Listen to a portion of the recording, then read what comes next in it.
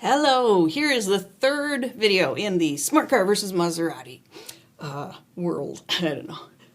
We have had two problems where we were looking at Smart Car racing, Maserati, and we wanted to know when do they meet up? When does the Maserati catch up to the Smart Car? The Smart Car had a head start. The Maserati caught up within about 68 meters. So in a 300-meter race, Smart Car had no hopes. And that was with a 1/2 second head start. What I'm going to do now is ask the question, well, how much of a head start is needed for the two cars to tie, to come to the finish line at 300 meters at the same time? So it's a slightly different question, and we won't solve it the same way because we have a different set of information to start with. But that's what we're going to do now. So what is the head start needed in order to have the two cars tie? We still have Smart Car, Maserati, and I'm going to set that to be my origin. Standard coordinates. We've got the end of the race at 300 meters. We want them to both end up at the same time passing that 300 meter position. So the question is, how much of a head start does the Smart Car need to have that tie? So the Smart Car is going to get effectively a head start, and I'm going to say it's going to be up here somewhere when the Maserati finally starts. So to do this, two objects, two different charts. Let's put our charts together. Smart Car, X initial, X final, V initial, V final, AT.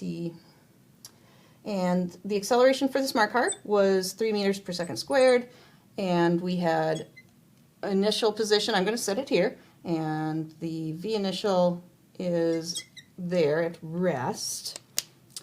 For the Maserati, okay, we've got X initial, X final, V initial, V final, AT. Acceleration for the Maserati was 3.5. It's starting at rest at the origin. So how can we figure out how much of a head start is needed in order for them to come to the finish line at the same time? All right, well, I can add another piece of information different from last time. We want them to both end up at 300 meters. So both of them have a final position of 300 meters. Now the time it takes them to get from 0 to 300 is not the same. I'm going to set the time, our standard time, as the Maserati time. And say that is just, okay, Maserati time is that's my time frame I'm looking at. The question I have to figure out now is this going to be the time for the Smart Car? Is it going to be the time plus the head start? Is it the time minus the head start? And then I'm looking for that head start time. The way I think about it is, who is in motion longer? Smart Car. Because the Smart Car has a head start, they're in motion longer. The Maserati is just sitting there while the Smart Car is moving. So the Smart Car is in motion longer. This must have a longer time. So this one must have the T plus the head start. And this is what I'm looking for. That's my question mark hiding in there. Okay, so how can we solve this? We know X initial, we know X final, we know V initial, we know acceleration. Wow, we almost have it here, don't we? All we're missing is this piece, okay?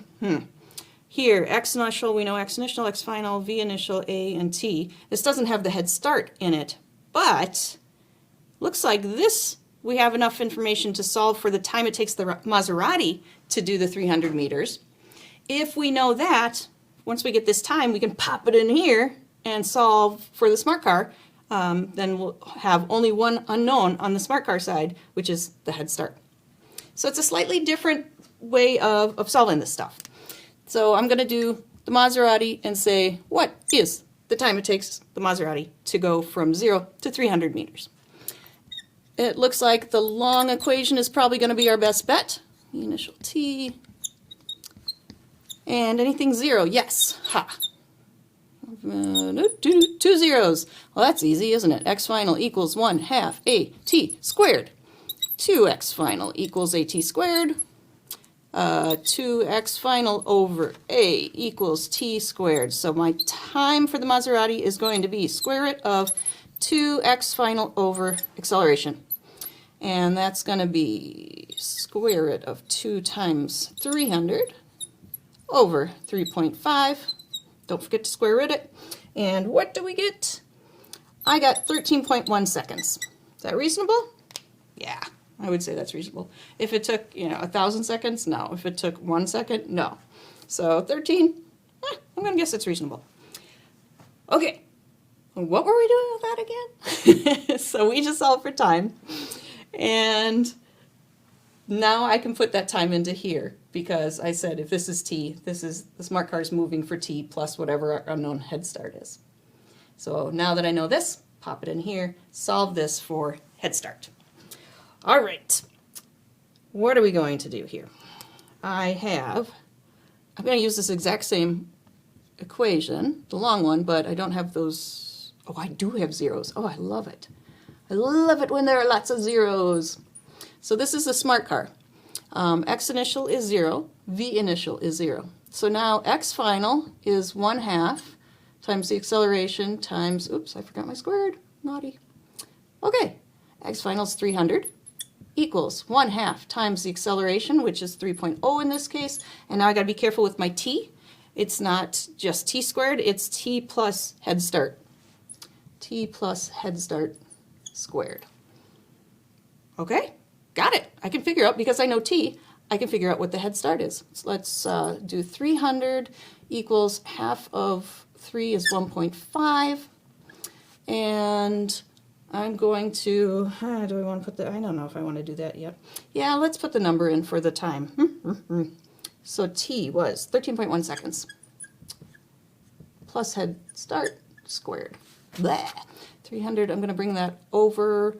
300 times 2/3 is 200 equals this squared. So there, I'm using my cheat sheet.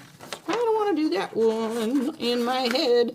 All right, so 13.1 squared is 171.61 plus, then we've got the 13.1 head start plus 13.1 head start, 26.2 HS plus HS squared. All right, quadratic again, but let's get it all into the format for quadratic. I'm going to bring that 200 over because almost everything's on that side already. So head start squared plus 26.2 head start, and then I've got 171.61. I'm going to bring this 200 over, subtract it, so I'm going to have a negative 18 something, 28. Negative 28.39 equals 0. And go ahead and do the quadratic. Get your 2 roots. My solution, I got the head start is either 1.04 seconds or negative 27.2 seconds. Okay, not going to use that one. We are going to use the 1.04 seconds. We're not going to deal with negative times. Okay, is it right? How can we know? Well, all right, let's see. How could I know if this is correct? What I could do is go back into the smart car chart here and say, well, if I know the time, let's see if for a certain time, let's see if we end up at 300 meters. So I can do that. Let's figure out X final for my now known time plus head start. All right, same equation that we've been using over and over and over. X final equals X initial plus V initial t, blah, blah, blah, blah, blah. That's 0 still, that's 0 still. Okay, X final, 1/2 acceleration times squared. That's 1/2 times acceleration of 3.0. And now what's the total time? It's the 13.1 seconds that we had here. Ooh, no. Yeah, 13.1 seconds. Whew. Plus the head start of 1.04. And so we're going to do 13.1 plus 13, 14.14. 14.14 squared. And if we do that in my calculator, I got 299.9 meters. Awesome. We ended up, given this head start, we ended up right on the final line, the finish line. So we are tied with the Maserati.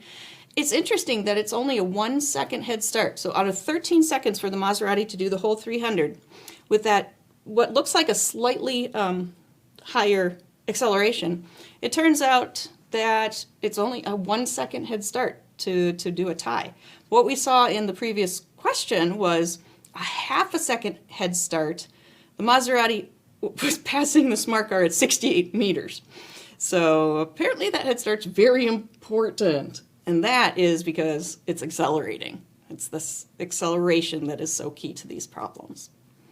All right, I hope this was helpful. Just another little interesting two-object problem. This one sort of, well, I mean, there was a time delay, or a head start, I guess, but a different type of question, different type of solution. I hope this has been helpful. Good for you for watching.